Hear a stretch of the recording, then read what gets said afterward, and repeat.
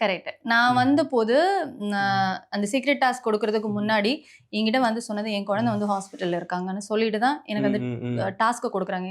என்னோட ஃபேஸ் நீங்க பார்த்தா தெரியும். நான் ஃபுல்லா அழுது முடிச்சு ஒரு கவுன்சிலிங் செக்ஷன் மாதிரி ஒண்ணு முடிச்சதுக்கு அப்புறம் தான் எனக்கு அவங்க வந்து சீக்ரெட் டாஸ்க் கொடுக்குறாங்க.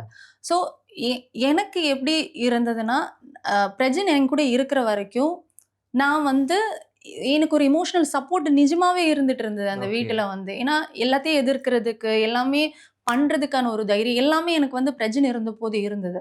ஸோ எனக்கு டாஸ்க் வந்து ரொம்ப ஈஸியா இருந்தது.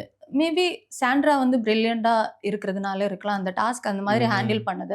அதுக்கப்புறம் சோப்பு மோப் பண்ணும்போதா இருந்தாலும், அடுத்தடுத்த டாஸ்க்குகள் பண்ணும்போதும் ஒரு ஒரு விஷயத்த நான் எக்ஸிக்யூட் பண்றேன்ல, நான் எனக்கு இது புதுசா ஒண்ணு பண்ணணும், புதுசா ஒண்ணு பண்ணணும் அப்படின்னு பண்றது, ஏதோ ஒண்ணு புதுசா பண்ணணும்னு எனக்கு ஆசை.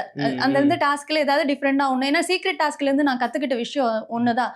ஏன்னா வந்து நம்ம என்ன இன்புட் கொடுக்குறோம், புதுசா என்ன கொடுக்குறோம் அப்படின்றது மட்டும் தான் எனக்கு இருந்தது. ஸோ நான் எல்லா டாஸ்க்லயும் அந்த இது டிஃப்ரெண்டா ஏதாவது பண்ண முடியுமா அப்படின்னு அந்த பூண்டு உரிச்சு போட்டது எல்லாமே அந்த மாதிரி தான். ஐஸ்வர்யா கருத்தரித்தல் மையங்களில் ஜனவரி 30 முதல் பிப்ரவரி 5 வரை இலவச ஆலோசனை மற்றும் சிகிச்சைகளில் மாபெரும் சிறப்பு சலுகை.